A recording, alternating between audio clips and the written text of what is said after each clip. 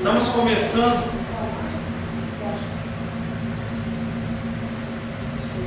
Paz seja convosco. Amém? Amém. Glórias ao Senhor. Estamos começando no dia de hoje um novo tema. Nós finalizamos na semana passada o estudo sobre fé. Foi um tempo em que nós podemos falar sobre esse tema tão importante.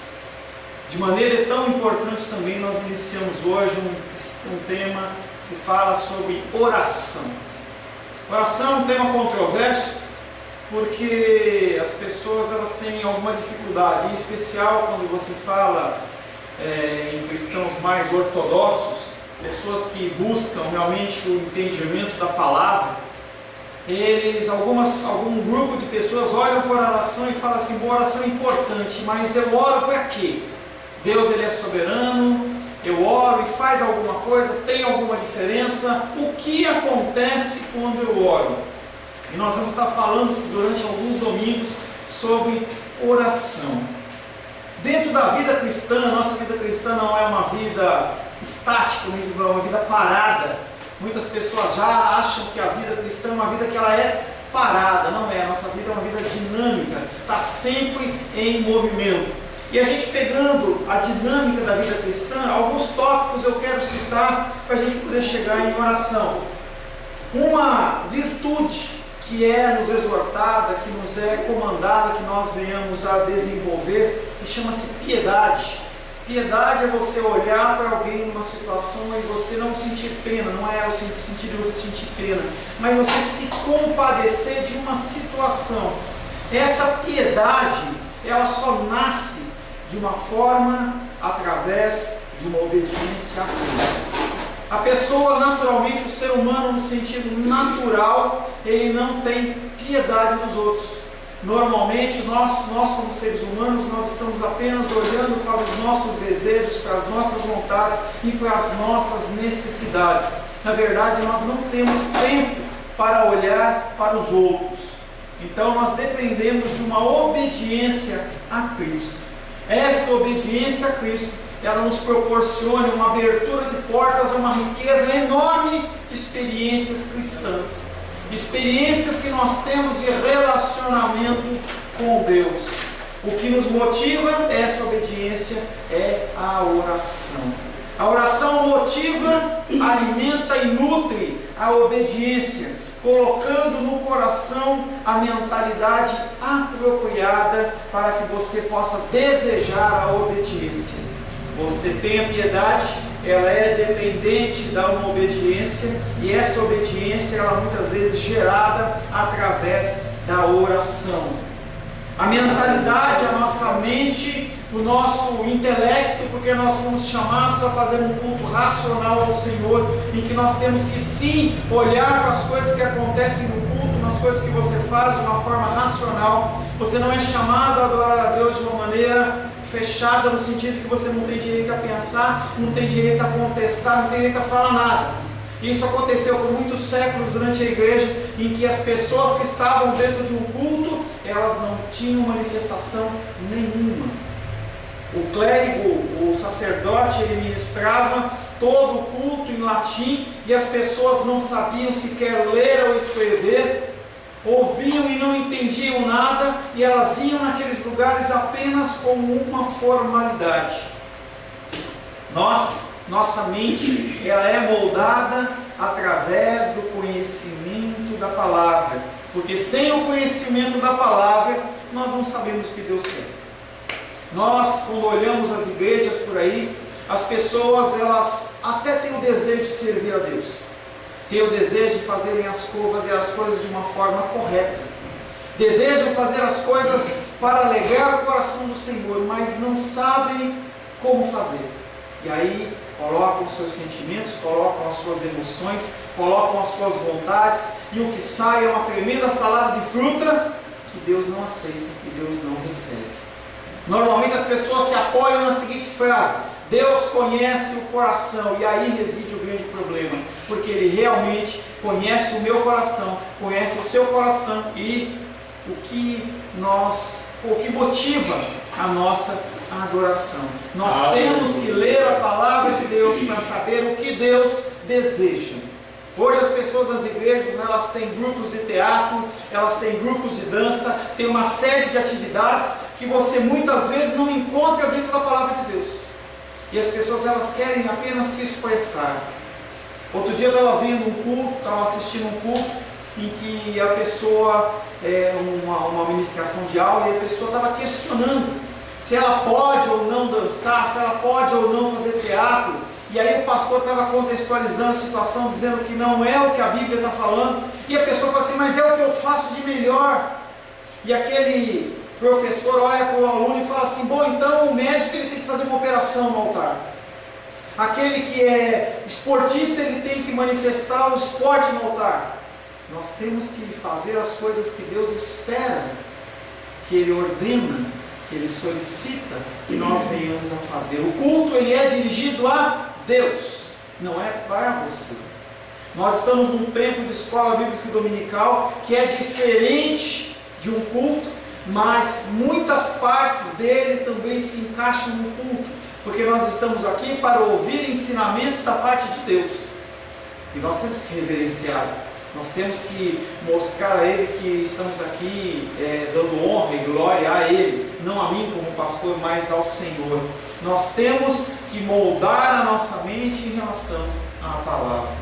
Todavia, o conhecimento da palavra, se você souber de cabeça, de Gênesis 1 até o versículo último de Apocalipse, na sua mente de cor, e você não tiver o discernimento do Espírito, você não é nada mais do que um religioso. O conhecimento e a verdade se permanecem abstratos sem a comunhão, uma comunhão com esse Deus. Quando eu olho, quando eu falo em comunhão com essa dificuldade, eu lembro muito claramente de Jó, em que Jó, ele era uma pessoa que desenvolvia toda uma vida religiosa. A palavra de Deus diz que ele acordava de madrugada para oferecer sacrifícios pelos seus filhos. Ele não sabia se eles tinham pecado, se eles tinham cometido algum erro, mas mesmo assim ele falava, independente, eu já vou fazer. Se ele fazia para os outros, com certeza ele também tinha uma vida muito voltada a princípios religiosos. Quando cai aquela monte de desgraceira sobre a vida de Jó, e chega no fim do livro, ele começa a contender com Deus, e Deus começa a conversar com aquele homem, ele olha para Deus e fala, eu conheci o Senhor de ouvir falar, agora eu conheço o Senhor de contigo andar. E essa frase, esse versículo está falando de comunhão. Comunhão. Não, como é que foi a palavra? Não, eu disse que Jó, depois de toda aquela luta que ele passou, toda aquela dificuldade, ele começa a reclamar de Deus, e Deus, no momento sobrenatural, ele começa a falar com Jó. Onde você estava quando eu fiz isso, fiz aquilo outro, tal? E Jó foi diminuindo. E Jó, independente de toda a religiosidade que ele tinha, ele olha para Deus e fala, Deus, eu te conhecia de ouvir falar, agora eu te conheço de contigo andar. Indica relacionamento. Jó, ele conhecia procedimentos, ele conhecia mandamentos, ele conhecia uma série de conceitos religiosos, mas ele não conhecia Deus. As igrejas estão cheias de pessoas que não conhecem Deus, porque não leem a sua palavra, e também não oram. Não tem como você estabelecer um relacionamento com alguém sem conversar com ela. Não tem como. Estou fazendo discipulado com a Edilene, e a gente tem conversado muito. Comece a conhecer a Edilene. Tive o prazer de começar com a Glendinha. Vamos nos conhecer mais, independente das nossas saídas à noite, como família, e a gente se divertir, uma série de coisas que acontecem, conhecê-la como cristã. Nós só conseguimos desenvolver comunhão através de conversa, de relacionamento. E como que as pessoas estão na igreja hoje e não oram? Não estabelecem um relacionamento com Deus. Isso é uma coisa que a gente vê dentro da igreja como uma das maiores fraquezas. A pessoa se converte, vem na igreja, mas ela não tem tempo de oração. O Espírito Santo, ele é aquele que ensina. O Espírito Santo, ele é aquele que inspira. O Espírito Santo, ele é aquele que ilumina a palavra de Deus para nós, para que quando você estiver lendo, você entenda o que ele está querendo dizer. O Espírito Santo ministra a palavra de Deus, e o Espírito Santo, ele nos assiste, nos ajuda nas nossas orações, para quem ora. Em palavras simples, a oração tem um local, um lugar vital na vida do cristão. Se você é cristão, você tem que orar. Independente se você tem atividades, se você não tem atividades, se você tem um filho, 2 filhos, 3 filhos, 4 filhos, você muda a vida de pai, de mãe, 2, 3 empregos, não importa. Se você é cristão, você tem que orar, você tem que ter um tempo de oração. Alguém pode orar e não ser cristão. Pessoas levantam os seus clamores a Deus. Em várias partes do mundo, as pessoas que acreditam em diversos tipos de religião, elas levantam suas orações a Deus. Você pode chamar de reza, pode chamar de oração, pode chamar o que você quiser. Mas alguém não pode ser cristão se não ora. Se você não ora, eu afirmo que você não é cristão. Aleluia. Pastor, eu aceitei Jesus como Salvador. Eu tenho 1, 2, 5, 10, 20, 50 anos de cristão. Sou batizado. Você está falando que eu não sou cristão. Eu estou dizendo para você que você não é cristão. E se você está ouvindo isso, quer dizer que há tempo de você se corrigir. Você tem que conhecer Deus. Passagem clássica dos evangelhos, passagem clássica de Apocalipse. Aqueles homens perante Jesus Cristo, no dia do juízo, olham para ele, e ele, Jesus Cristo, fala assim: não te conheço. Mas Jesus, eu visitei enfermos, eu preguei a tua palavra, eu fui na igreja, eu dei dízimo, dei oferta, eu ajudava assim, assado, eu expulsei demônios, eu curei enfermos. Jesus Cristo olha para eles e fala: eu não te conheço. Ele está falando de relacionamento. Você precisa conhecer o Deus que você serve. Nós precisamos ensinar às nossas crianças esse Deus. É uma coisa que a gente tem conversado com a Rosângela muito, em especial ela comigo, a preocupação com o que a cabeça dos nossos filhos tem recebido. A gente simplesmente coloca eles na frente de uma televisão, na frente da internet, na frente de um videogame, e eu falo da minha casa também, e é muito cômodo para a gente, porque a gente pode fazer as nossas atividades, e eles são impactados por aquelas porcarias, impactados, e aí quando eles chegam numa certa idade, a gente quer que eles ajam como cristãos, mas a gente não ensinou eles a ser cristãos. Nós não sabemos como ser cristãos. O objetivo da escola dominical é exatamente esse: ensinar as pessoas a serem cristãos. Não porque eu sou melhor que vocês, eu me pego em falhas que, se eu tivesse um pouco de vergonha na cara, eu não aparecia nunca mais aqui. Eu me pego em situações em que eu falo assim: como que eu, sendo pastor, ainda faço isso? Mas eu faço. E eu sei que você faz também. E nós temos que nos corrigir. Independente da nossa idade, independente do mais novo, Sofia, mais idoso, irmão Cláudio, independente, nós temos que nos corrigir, nós temos que nos alinhar. No dia do juízo do Senhor, não vai haver misericórdia. A misericórdia é até o dia do juízo. Naquele dia vai ser juízo, justiça. Aleluia. Nós temos que nos corrigir. Alguém pode orar e não ser um cristão, mas alguém não pode ser um cristão se não orar. Romanos 8,15, abre aí.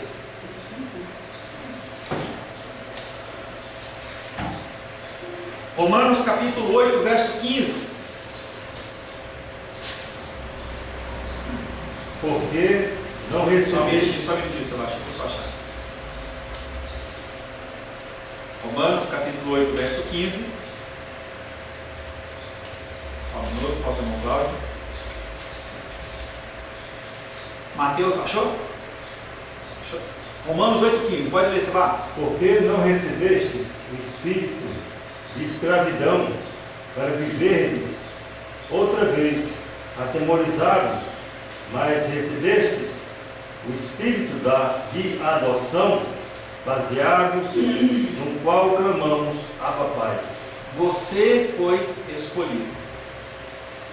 Você foi escolhido segundo o espírito de adoção de Deus.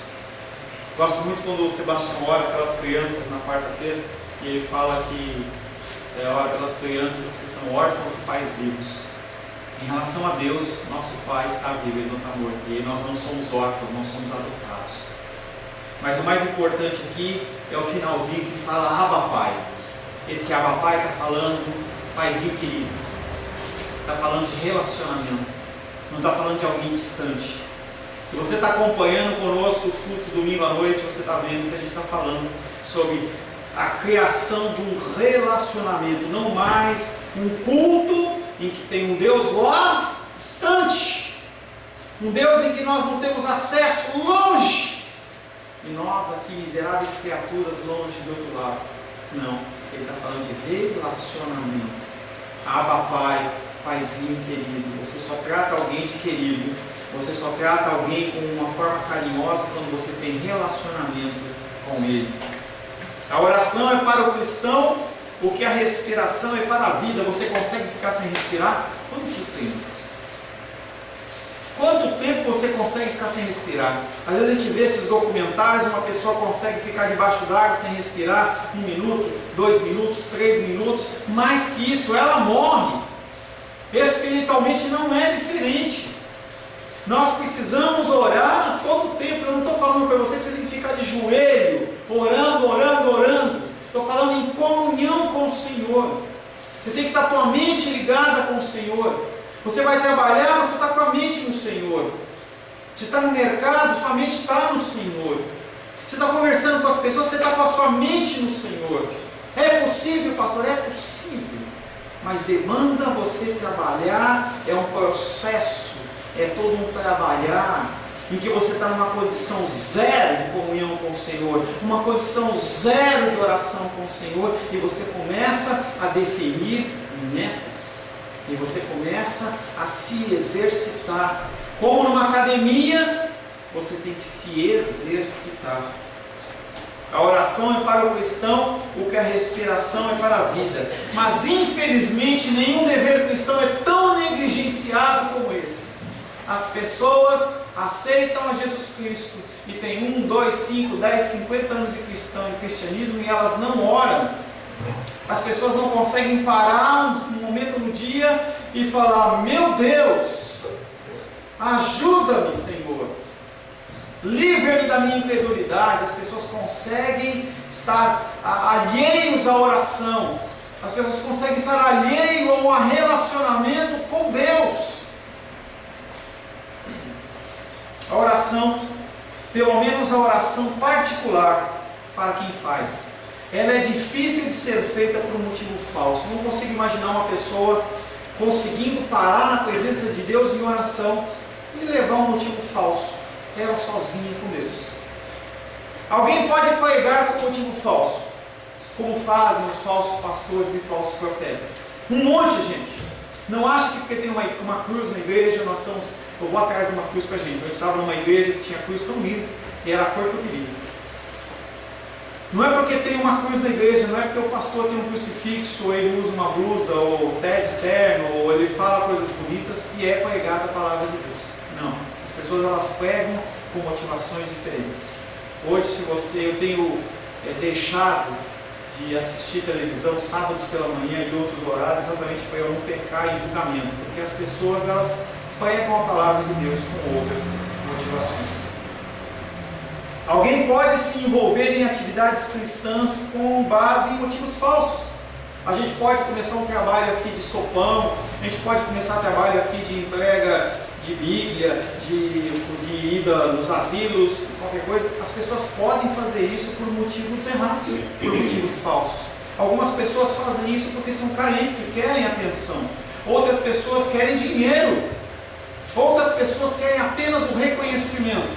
Como a Rosário, ela é uma pessoa caridosa, as pessoas fazem isso por motivos falsos. Muitas das realizações externas do cristianismo podem ser feitas por motivos falsos, mas é muito improvável que você dobre os seus joelhos no seu quarto ou em qualquer lugar que seja, só você e Deus, e você leve a Deus um motivo falso. É difícil.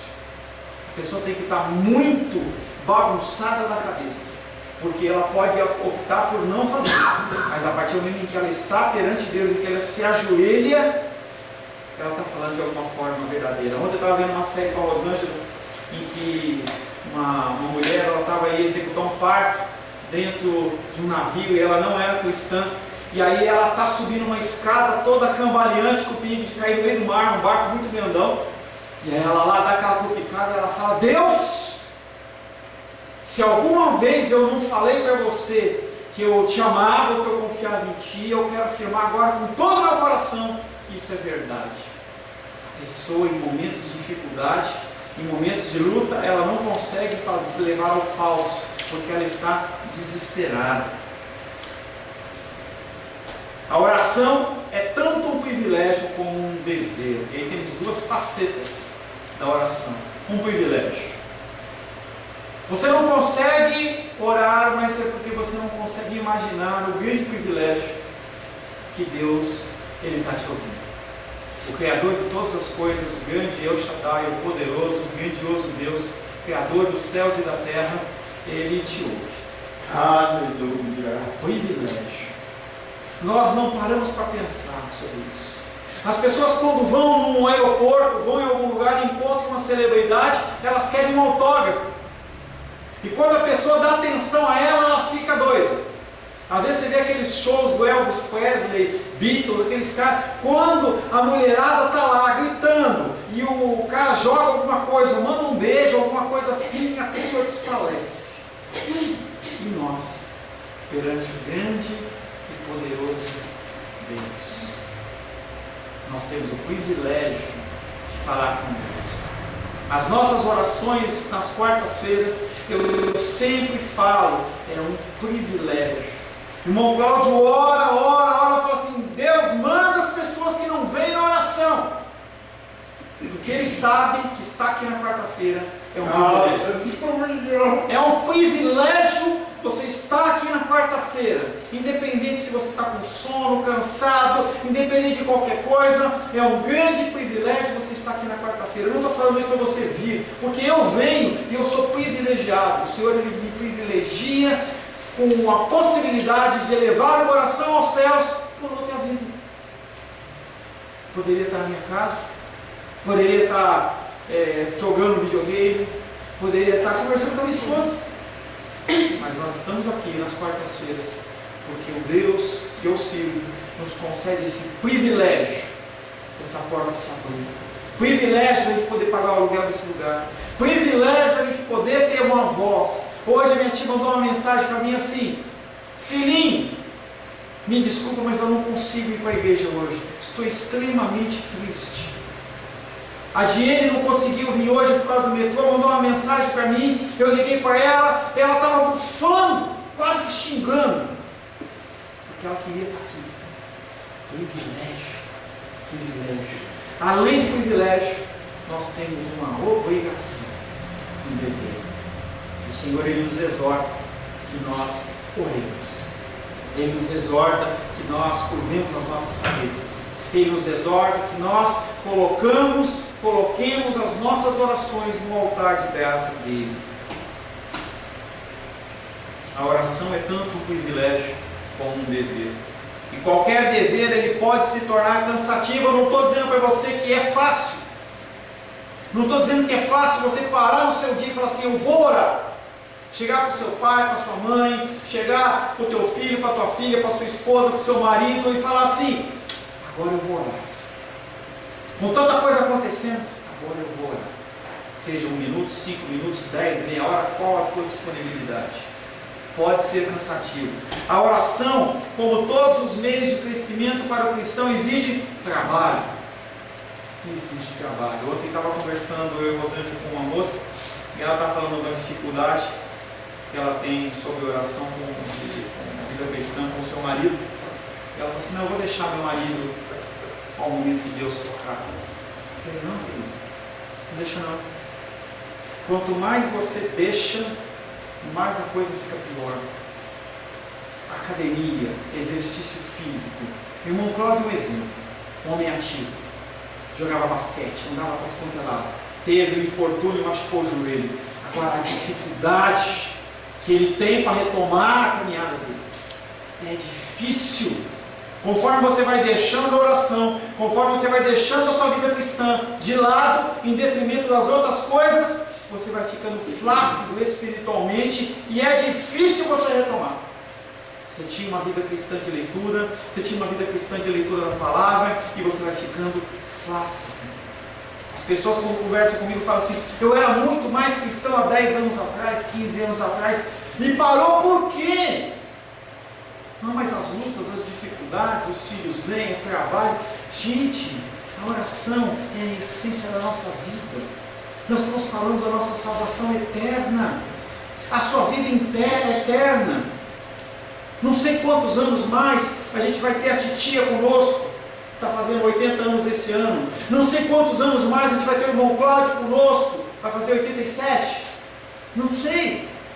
Mas eu sei que tem uma vida eterna, que nós temos que investir nela. E é hoje. Não é amanhã, não é daqui a pouco, é hoje. A oração é tanto um privilégio como um dever. Só que a oração, no sentido, ela não é natural. Apesar de eu e você termos sido criados à imagem e semelhança de Deus, a nossa carne briga. A nossa carne luta. Nós queremos ir em casa. Nós queremos ficar vendo televisão. Nós queremos fazer uma série de atividades. Mas nós não queremos orar. Nossa carne e o nosso espírito lutam e militam todo dia. Embora tenhamos sido criados para a comunhão e interação com Deus, os efeitos da queda têm nos deixado preguiçosos e indiferentes com algo tão importante como a oração. O pecado te afasta da oração.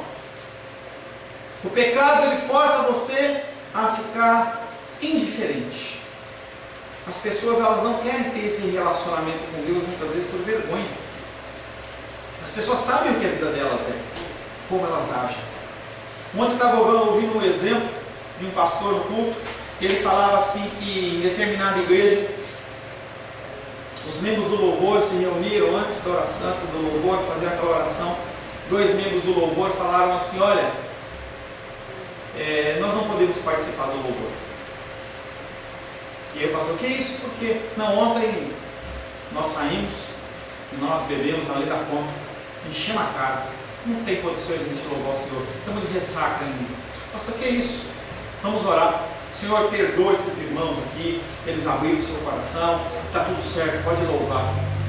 Está errado, está errado, você está moldando as pessoas a um procedimento errado. Nós moldamos os nossos filhos em procedimento errado. Estou acompanhando um caso aí em que a mulher, ela deixou o filho correr. Agora ela está desesperada porque a criança, é uma criança ainda com 15 anos, é uma criança, está perdido. O que eu fiz? Nada.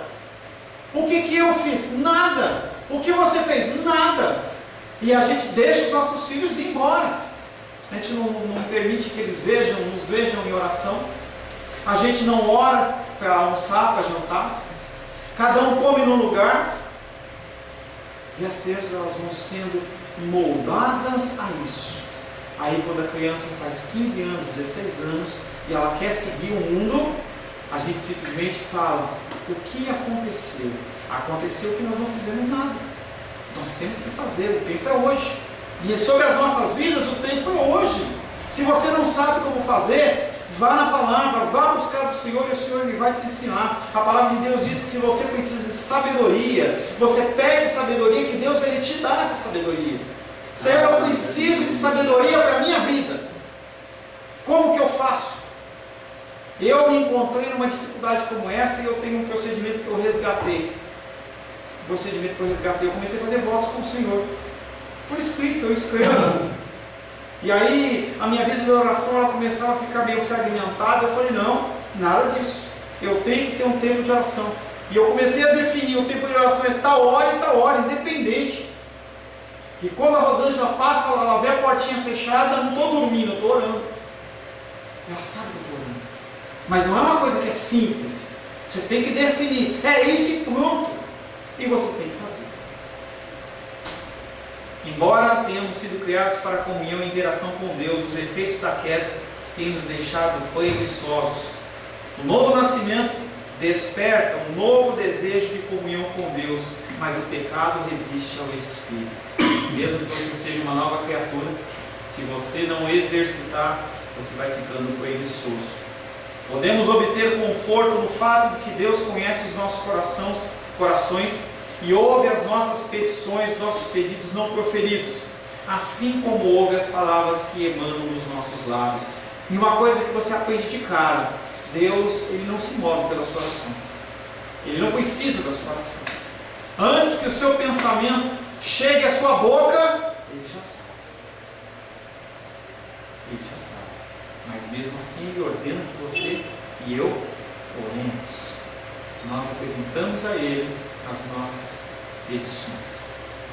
Sempre que somos incapazes de expressar o que se passa na nossa alma, isso acontece com uma grande frequência, nós queremos expressar algo ao Senhor, mas nós não sabemos, e é tudo misturado, maculado com o nosso pecado.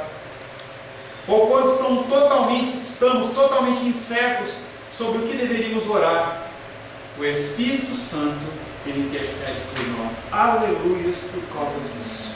Quando você não sabe, quando você não consegue, quando você não tem condições, o Espírito Santo, Ele te ajuda. Romanos capítulo 8, versos 26 e 27.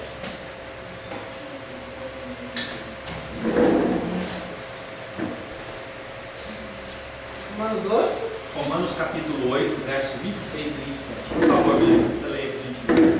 Também o Espírito... Só um minutinho. Romanos 8, versos 26 e 27. Amém. Por favor. Também o Espírito semelhantemente nos assiste em nossa fraqueza, porque não sabemos orar como convém. Mas o mesmo Espírito intercede por nós sobremaneira com gemidos inexprimíveis. E aquele que sonda os corações sabe qual é a mente do Espírito, porque segundo a vontade de Deus é que Ele intercede pelos santos. Também o Espírito semelhantemente nos assiste na nossa fraqueza. Nós somos fracos. Nós somos pecadores. Nós somos dependentes. E o Espírito Santo sabe disso. Além de tudo, nós não sabemos orar como convém. Quando a gente para orar, a gente ora segundo a nossa vontade e segundo o nosso querer. Mas o mesmo Espírito, Ele intercede por nós com gemidos inexprimíveis. E é aquele que sonda os corações, sobre qual é a mente do Espírito. Leia o 27 de novo, por gentileza. E aquele que sonda os corações sabe qual é a mente do Espírito, porque segundo a vontade de Deus é que Ele intercede pelos santos. E a perfeição da oração que vem do Espírito Santo é uma perfeição que vem porque ele vai orar segundo o coração de Deus.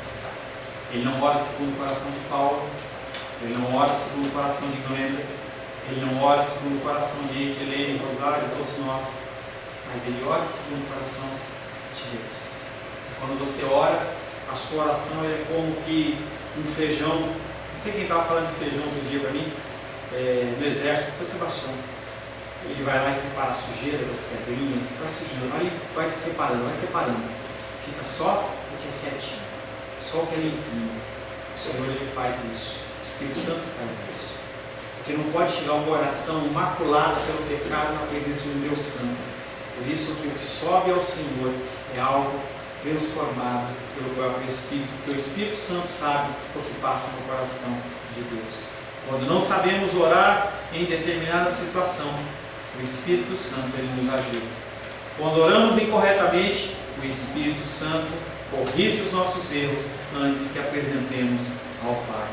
A oração, ela é a chave para a santidade. A oração, ela é a chave para a santidade. Por que, pastor, que a oração e não a palavra é a chave para a santidade? Porque você, primeiramente, se você ora realmente, você tem que orar segundo a palavra. Você tem que conhecer a palavra. Não tem como você desvincular a oração de leitura da palavra. Então as coisas, elas andam unidas. Por que santidade? Porque conforme você estabelece um relacionamento com o Senhor, conforme você vai conhecendo esse Deus, você começa a ver a mácula do teu coração, e você se envergonha. Bem-aventurados os humildes, bem-aventurados os que choram. Nós vamos começar hoje, bem-aventurados os mansos. Quando você se depara perante esse Deus Santo, em comunhão, você começa a orar as coisas concernentes à palavra de Deus, e você começa a ver como está o teu coração, você começa, através do Espírito, a buscar correção, começa a buscar mudança, começa a buscar com que você não seja mais aquela figura. Você quer olhar para esse velho homem, para essa velha mulher, como alguém que está distante, não alguém que está na presença de Deus sendo consumido. A oração é a chave para a santidade. Peguei em especial duas pessoas, já falamos desses dois homens em outro tema. John Wesley, fundador do metodismo, uma doutrina cristã, ele comentou certa vez que não tinha muita apreciação por ministros, por pastores, que não gastassem pelo menos 4 horas por dia em oração. E eu fiquei extremamente envergonhado com isso. Extremamente envergonhado. Não por causa de número, 1 hora, 2 horas, não é isso.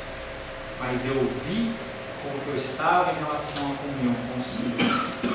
Lutero, o grande nome da reforma protestante, em que houve a ruptura da Igreja Católica e houve o movimento no qual hoje nós congregamos, o movimento evangélico, o movimento protestante, ele disse que ele orava regularmente 1 hora por dia e trouxe um pequeno conforto ao coração. E ele disse que normalmente ele orava 1 hora por dia, mas em dias em que havia muitas atividades, em dias que haviam muitos problemas, ele orava não meia hora, ele orava 2 horas. Ele entendia que as dificuldades que ele tinha que resolver no seu dia a dia, elas não eram resolvidas segundo a força do seu braço. Homem de Deus. Homem de Deus. E nós, conforme nós vamos tendo atividades, as coisas vão acontecendo, simplesmente você não ora. Não, eu tenho que fazer isso, eu tenho que fazer aquilo outro, eu tenho que colocar roupa no varal, eu tenho que levar você aqui no hospital, eu tenho que fazer isso, eu tenho que fazer aquilo, depois eu oro. Não, não, é aí que você tem que orar. É aí que você vai começar a tomar as decisões de uma maneira correta. Tem um termo que diz que é investimento. Oração, ele é investimento. Você vai começar o seu dia, você para e ora. Entrega nas mãos do Senhor as suas decisões, os seus trabalhos, os seus projetos. Gente, sem medo nenhum de errar, eu digo para você que se você investir tempo de oração, o seu dia ele vai ser mais fácil. Você vai errar menos. As coisas que você no desenvolver do seu dia, elas vão se desenrolar de uma maneira mais fácil. Aquela pessoa que não era para aparecer, ela aparece e te ajuda. Aquela decisão que você tem que tomar, que demanda um raciocínio delongado, você consegue fazer de uma maneira fácil, porque você não está dependendo de você, você está dependendo de Deus. É como o princípio do dízimo e oferta. As pessoas, quando vão entregar o seu dízimo e oferta, elas ficam receosas. Eu vou entregar 10% do meu salário, porque eu já ganho, já não dá. Não estou aqui pegando dízimo e oferta, mas tem tudo a ver. Quando você entrega 10% do seu salário para o Senhor, você está falando para Deus que você não confia em você. Você não confia na sua aposentadoria. Você não confia no teu plano de saúde. Você tem, mas você não confia nele. Você confia em Deus. E quando você não faz, você está falando, Deus, eu não confio em você e eu vou gerenciar os meus recursos. É muito sério. Não é o dinheiro. O irmão Cláudio ora, Deus do ouro e da prata, e Ele é o Deus do ouro e da prata. E ele ora assim, não nos lance fora da tua presença, e dura coisa é isso. Deus entregar você na direção do seu salário, do seu sustento, das suas posses. Se Ele entregar você nas suas posses, no teu controle, você está perdido. As pessoas hoje elas estão totalmente perdidas no cheque especial, em prestações, porque elas querem administrar os seus recursos. E no momento de dificuldade ele fala assim, Deus, não vou entregar. Porque você quer gerir o seu salário. Na oração você quer gerir o seu tempo. Eu tenho a obrigação de fazer isso e aquilo outro. E é importante, é urgente, eu não discordo de você, mas mais importante e urgente é o relacionamento com Deus. Você tem que entender isso. Você tem que entender que o primeiro, a primazia é a oração. é o relacionamento com Deus. Tudo o resto pode esperar. Ouso dizer que uma enfermidade pode esperar. Uma causa, um banco, alguma coisa pode esperar. E uma dificuldade que nós temos é a interação da mídia.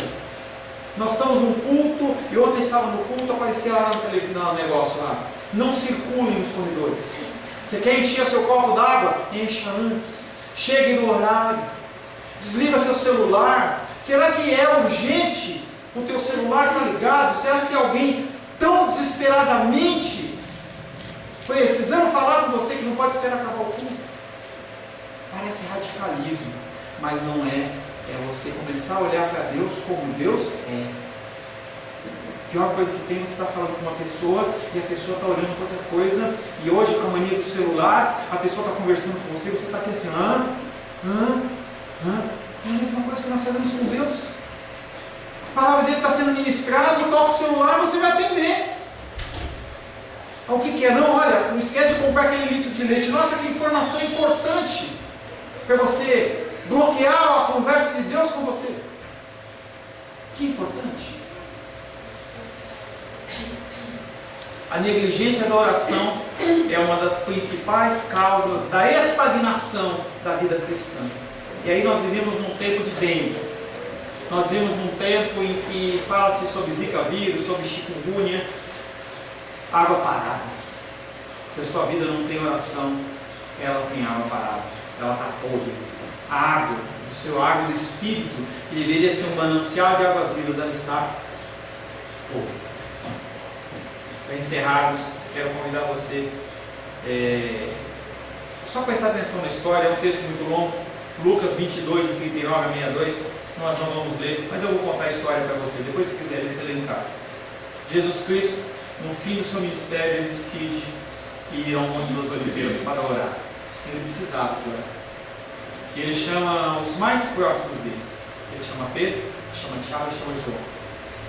Sobe o Monte das Oliveiras, chega em certo momento e ele fala assim, olha, eu vou ali orar. Afastado, eu preciso me separar de vocês para orar. Vocês orem por mim. Amém? Amém. Ele foi lá, fez as orações dele. Quando ele volta, o povo estava bom. Ele acorda aquelas pessoas. Ele fala, será que em nenhum momento vocês podem orar comigo? Eu vou ali orar de novo. Fiquem acordados, orem por mim, eu preciso das orações. Ele foi e voltou, e aqueles homens se encontravam novamente orando. Entre eles estava ele. Quando o fim daquele processo que eles estão se deslocando, aquela turba, aquele povo está subindo com Judas para pegar Jesus. A primeira coisa que Pedro faz é sacar a espada. Corta a orelha de mal. Jesus Cristo coloca no lugar e fala, aquele que saca a espada, aquele que vive pela espada vai morrer. Pedro, você não orou. Na sequência, Pedro nega Cristo 3 vezes. Falta de oração. Jesus Cristo alertou aqueles homens, orem. A carne está pronta, o espírito não está, a gente tem que estar pronto.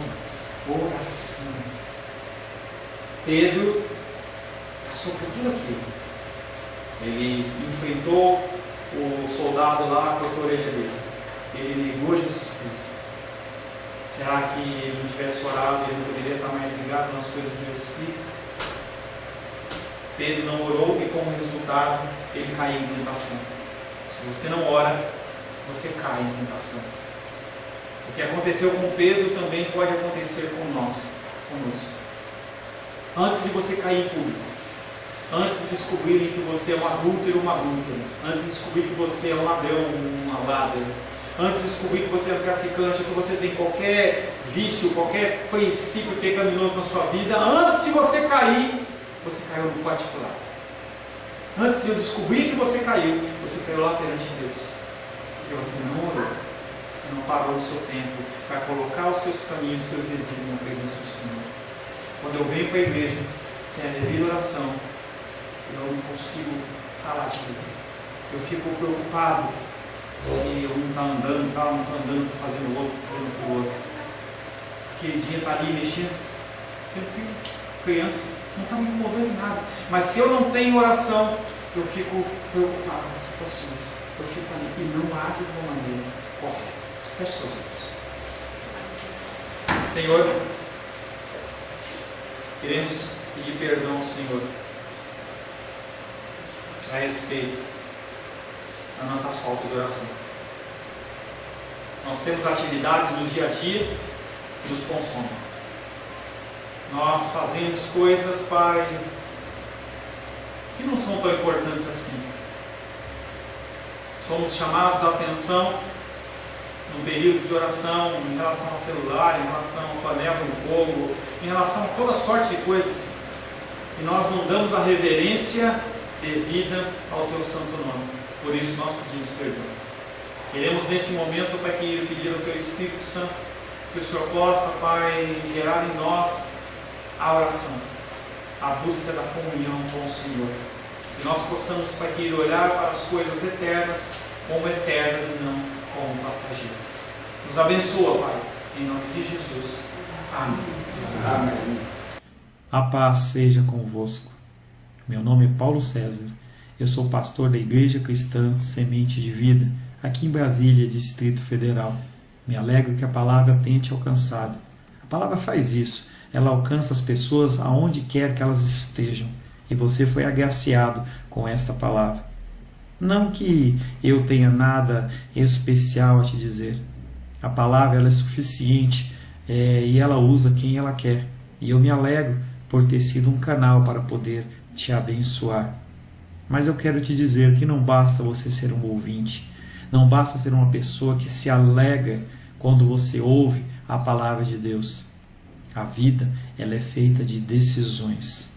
Se você está ouvindo essa palavra hoje, eu creio que o Espírito Santo tem um propósito especial com você. Muito mais do que prosperidade, muito mais do que uma cura física, uma cura emocional ou espiritual, Ele quer te alcançar para a vida eterna. Nós investimos nosso tempo, nós investimos as nossas forças em coisas terrenas, mas o Senhor Ele tem muito mais a oferecer. Ele tem sim para você a cura, Ele tem sim para você a prosperidade, mas Ele tem muito mais que isso. Submeta-se a um Deus que Ele é capaz de mudar e transformar a sua vida por completo. Creio que o Espírito Santo Ele é capaz de tocar o teu coração. Quero pedir que você curve a sua cabeça. Senhor, em nome de Jesus, coloco na tua presença essa vida que ouve esta ministração, que ouve esta palavra. Pai, eu não tenho capacitação nenhuma, mas o teu Espírito Ele é capaz sim de tocar nesta vida, gerar nela mudança, transformação, arrependimento, e que ela possa simplesmente bater no peito, convencendo-se que é pecadora e que precisa de um Deus salvador. Não há um caminho a ti, meu Deus, que não seja através de Cristo. E eu lhe peço, Pai querido, que você alcance essa vida e Ele possa sim tomar uma decisão pessoal pelo Senhor, em nome de Jesus. Amém. Amém, meu querido. Amém, minha querida. Fico contente que você esteja ouvindo essa ministração até o fim. E peço que você não se limite a ouvir os cultos pela internet. Você procure perto da sua casa uma igreja, um lugar que proclame a palavra do Senhor. Eu oro para que o Espírito Santo te direcione nessa busca, porque muita coisa tem sido oferecida que não é o Evangelho. Eu abençoo a sua vida em nome de Jesus. Amém.